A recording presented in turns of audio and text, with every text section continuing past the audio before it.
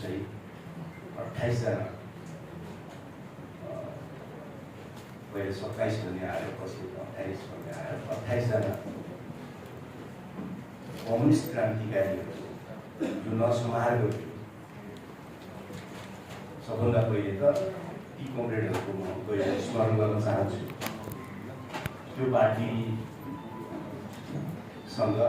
हाम्रो भावना पनि एकाकार छ भन्ने म यहाँ भन्न चाहन्छु। भारतमा अघि इन्डियाबाट आउनुभएका कमला र कैलाश राईजी, महादेवजी सबैले यहाँको जो दमन चलिरहेको छ त्यसलाई हामीले ऐतिहासिक श्रृङ्खलामा हेर्नु पर्ने हुन्छ। महासचिव स्तरको नेताको हत्या भएको यो दोस्रो पटकको कारणमा। सबभन्दा पहिले 1972 मा चारू मजुमदारलाई गिरफ्तार गरियो र उनलाई 10 दिनसम्म पुलिस थानामा यातना दिएर उनको हत्या गरियो। त्यो लास पनि, उहाँको लास पनि सही परिवारले दिएको थिएन। उनलाई अदालत समक्ष पनि पुर्याइएको थिएन 10 दिनसम्म। चारू मजुमदार चाहिँ त्यति बेलाको भाकपा एमएलको भाकपा मार्क्सवादी लेनिन पार्टीको महासचिव हुनुहुन्थ्यो र उहाँ चाहिँ अक्सिजन लिइराख्नुपर्ने अवस्थामा हुनुहुन्थ्यो। थानामा गएर राखिसकेपछि उठ्ने, यातना दिने र अक्सिजन नदिने गर्न उनलाई 10 दिनपछि हत्या गरियो। र अहिले भाकपा माओवादीका महासचिव नाम्बाला केशव राव, जसलाई बसवराजु गन्ना इत्यादिको नामहरूले पनि चिनिन्थ्यो, उहाँको पनि हत्या भयो। र त्यो पार्टीले जनाएअनुसार उहाँको सुरक्षामा रहेका सबै टोलीलाई मारिसकेपछि अनि उनलाई समातेर हत्या गरियो। यो सन्दर्भलाई हामीले विविध आयाममा पुग्नुपर्ने हुन्छ। जुन बेलामा विश्व कम्युनिस्ट आन्दोलन निकै नै सङ्कटमा थियो र नेपाली कम्युनिस्ट आन्दोलन पनि निकै सङ्कटमा थियो, त्यस्तो बेलामा 1972 मा चारू मजुमदारको हत्यापछि त्यति बेलाको भारतीय कम्युनिस्ट आन्दोलन छिन्न भिन्न भयो। शशि प्रकाशको शब्दमा भनियो भने 85 टुक्रामा विभाजित भयो भारतको कम्युनिस्ट आन्दोलन। छिन्न भिन्न भएको अवस्थामा सीतारमैयाहरूको नेतृत्वमा फेरि एकपटक आन्ध्र प्रदेशबाट पिपुल्स वारको नाममा उहाँहरूले आन्दोलनलाई पुनर्जीवित गर्नुभएको। 1972 मा चारू मजुमदारको हत्यापछि कम्युनिस्ट आन्दोलन छिन्न भिन्न भएको थियो। संसदवादमा गएका नक्सलवादी आन्दोलनलाई दमन गर्ने चाहिँ ज्योति बसुहरू चाहिँ मुख्यमन्त्री बन्ने स्थिति पैदा भएको थियो र क्रान्तिकारी आन्दोलन दुनियाँभरि चाहिँ निकै सङ्कटग्रस्त थियो। त्यो त्यही समय नै थियो जुन बेलामा पेरुमा पनि गोन्जालोहरूले एउटा पहल कदमी लिएका थिए र भारतमा सीतारमैयाहरूले एउटा पहल कदमी लिएका थिए र पिपुल्स वार समूह अगाडि बढ्यो। 1980 बाट आजसम्म हिसाब गऱ्यो भने 45 वर्ष भयो।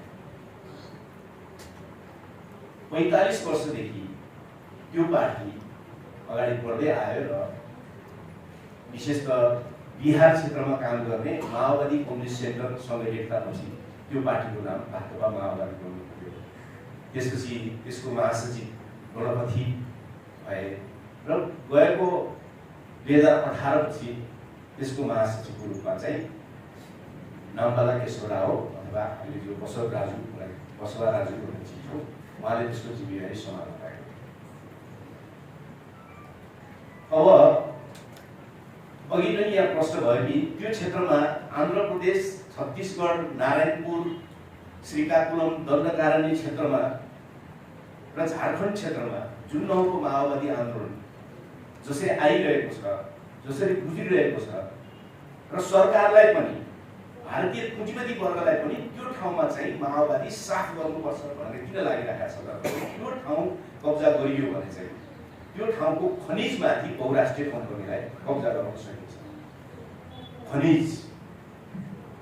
त्यो खनिज कब्जा गर्ने, किनकि कम्युनिस्टहरूको पक्षमा आदिवासीहरू गए र कम्युनिस्टहरूको पक्षमा चाहिँ आदिवासी आन्दोलन अगाडि बढ्यो भने त्यो त मुक्त ठाउँ हुन्छ, त्यहाँ त बहुराष्ट्रिय कम्पनी कब्जा गर्न सक्ने पनि सम्भावना हुँदैन।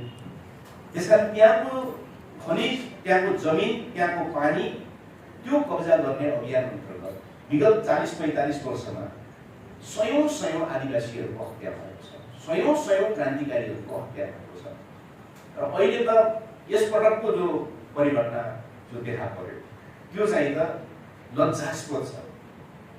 किनकि केही समय अगाडि भाकपा माओवादीको पोलिट ब्युरो बैठकबाट उनीहरूले चाहिँ शान्ति वार्ताको प्रस्ताव राख्ने भन्ने योजना अन्तर्गत दण्डकारण्य जोनल कमिटीले, त्यहाँको अञ्चल समिति भने जस्तो प्रादेशिक कमिटीले वक्तव्य नै निकालेर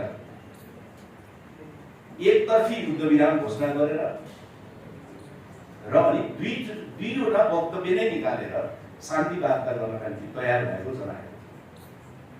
र त्यो जोनल कमिटीका अध्यक्ष प्रभातले त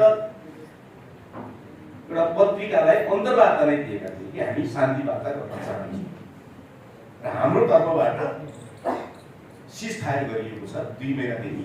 हामी हाम्रा साथीहरू सबैलाई पुलिसमाथि आक्रमण नगर्नका निम्ति हामीले आदेश गरेका छौँ। यदि त्यो वक्तव्य हाम्रा कमिटीहरूलाई पुगेको छैन भने यही अन्तर्वार्ताबाट तपाईँले भनिदिनु होला भनेर बस्तर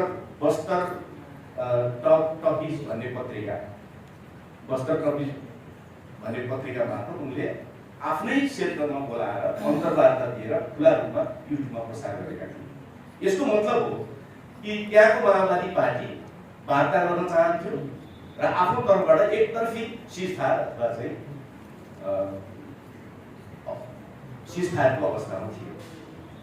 त्यो बेलामा त्यो पार्टीको महासचिव नै त्यो ठाउँमा छ भन्ने प्रश्न भएपछि सरकारले चाहिँ अपरेसन यो दुनियाँको कानुनको कोणबाट, भारतको संविधानको कोणबाट, मानवाधिकारको कोणबाट, राजनीतिक नैतिकताको कोणबाट कतैबाट पनि त्यो चाहिँ नैतिक काम थिएन, त्यो जायज काम थिएन। त्यो सिधा भारतीय कम्युनिस्ट आन्दोलनको वा आदिवासीहरूको वा चाहिँ त्यहाँका किसानहरूको उनीहरूको मुक्तिको जो आवाज छ त्यो भिन्न मतमाथिको चाहिँ नर्समा।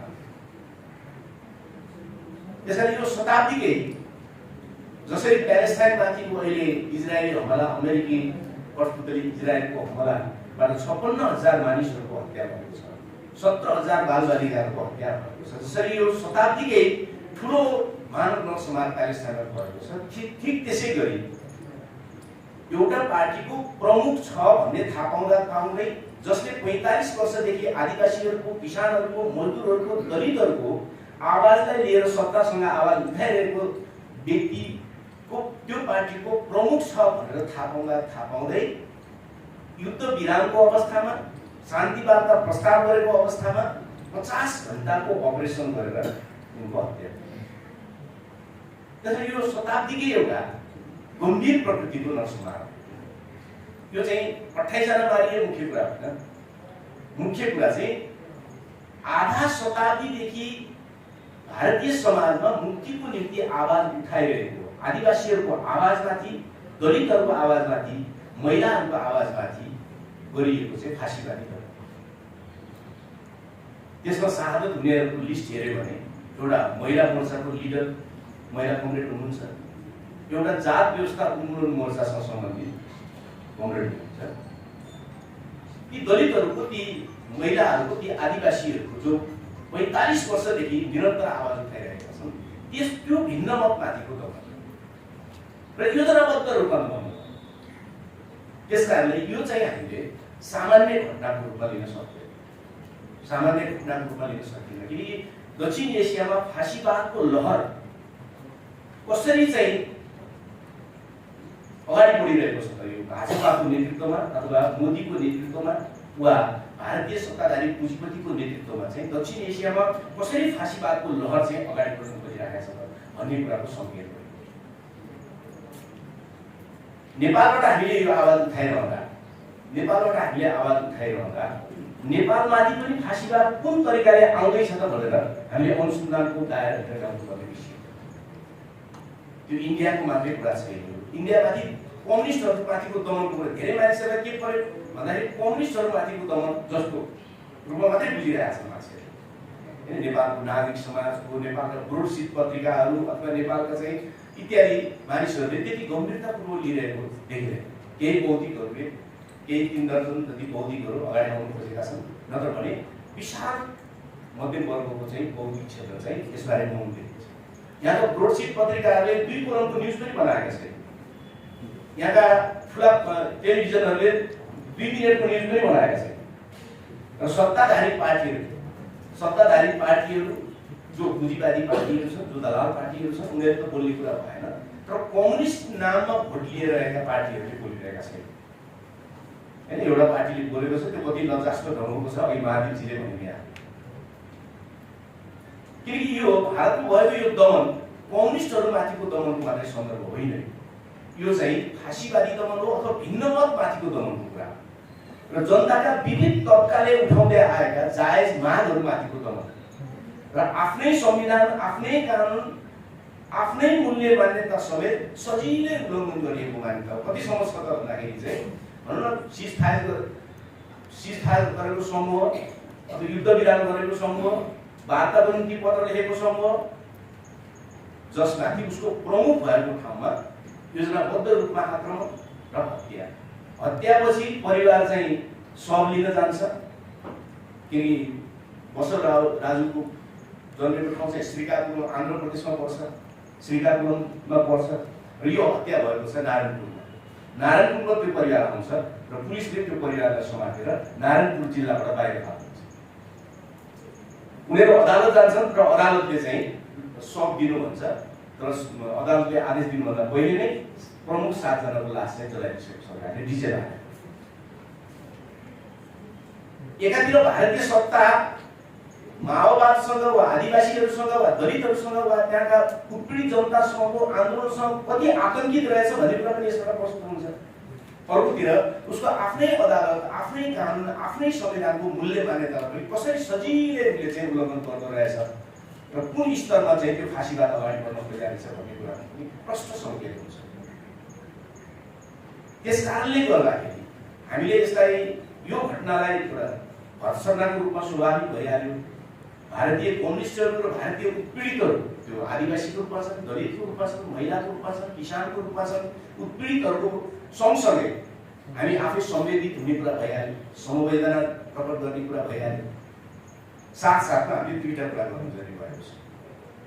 2टा कुरा, एउटा कुरा कि त्यो फाँसीवादको लहर नेपालमा कसरी आउनु खोजिरहेको छ, त्यसलाई हामी कसरी रोक्छौँ, त्यसमा हामी कसरी प्रतिवाद गर्छौँ, यो रणनीतिको विकास यो परिघटनाले हामीलाई त्यता खस्काइरहेको छ। एउटा कि त्यो राजतन्त्रको रूपमा आउनु खोजिरहेको छ या त्यो अमेरिकन र संसदवादी दलहरूको चाहिँ गठजोडको रूपमा आउनु खोजिरहेको छ, यो कसरी आउनु खोजिरहेको छ, त्यसलाई हामी कसरी प्रतिरोध गर्छौँ। हाम्रो अगाडि उभिएको एउटा प्रश्न यो र एउटा आवश्यकता यहाँनिर छ, हामीले नयाँ रणनीतिमा अगाडि जाने। दोस्रो, यो समयमा उठेका 3वटा आन्दोलन देखिने गरी निकै सङ्कटमा परे। एउटा हाम्रै देशमा हामीले उठाएको, हामी सबैले भोगेको देखेको माओवादी आन्दोलन सङ्कटग्रस्त भयो। हामी त्यो सङ्कटलाई सिडेर अगाडि जानका निम्ति हामी नयाँ प्रयोगमा, नयाँ सङ्कल्पमा र योजनामा अघि बढिरहेका छौँ। अर्को, योभन्दा पनि धेरै ठुलो बलिदान भएको 85,000 मानिसहरूको बलिदान भएको, मृत्यु भएको पेरुको आन्दोलन सिद्धियो। गोन्जालोको गिरफ्तारी र अरू 2 जना पिडिएमहरूको गिरफ्तारी सँगसँगै 85% भूभाग कब्जा गरिएको भनेर प्रचार गरिएको पेरुको कम्युनिस्ट आन्दोलन सिद्धियो। 27 वर्ष जेलमा राखेर गोन्जालोलाई पनि मारियो। ठीक त्यसै गरी भारतीय कम्युनिस्ट आन्दोलन जो 1980 देखि पिपुल्स सुभाष समूहले अगाडि बढायो, आज 45 वर्ष भयो। त्यो 45 वर्षमा त्यो आन्दोलन किन दण्डकारण्यदेखि श्रीकाकुलमसम्म नारायणपुरको जङ्गलदेखि चाहिँ त्यही वरपरमा किन घुमेथ्यो, झारखण्डको आदिवासी एरियामा मात्रै किन घुमेथ्यो? 45 वर्ष, आधा शताब्दी। हामीले आजको युगमा कम्युनिस्ट आन्दोलनलाई विकास गर्नुपर्ने रणनीतिमा हाम्रो कहाँनिर समस्या भइरहेको छ? कहाँनिर एकातिर हामीले हाम्रै देशको माओवादी आन्दोलनको विचलन, त्यसको पतन, त्यसको विघटन र नयाँ सिराबाट सुरु गर्नुपर्ने हाम्रो नयाँ आन्दोलनको निम्ति हामीले निकै नै धेरै मेहनत गर्नुपर्ने अवस्थामा छौँ हामी। ठिक त्यसै गरी पेरुमा भएको के हो यो विषयमा पनि शिक्षा लिनुपर्ने अवस्थामा छौँ हामी।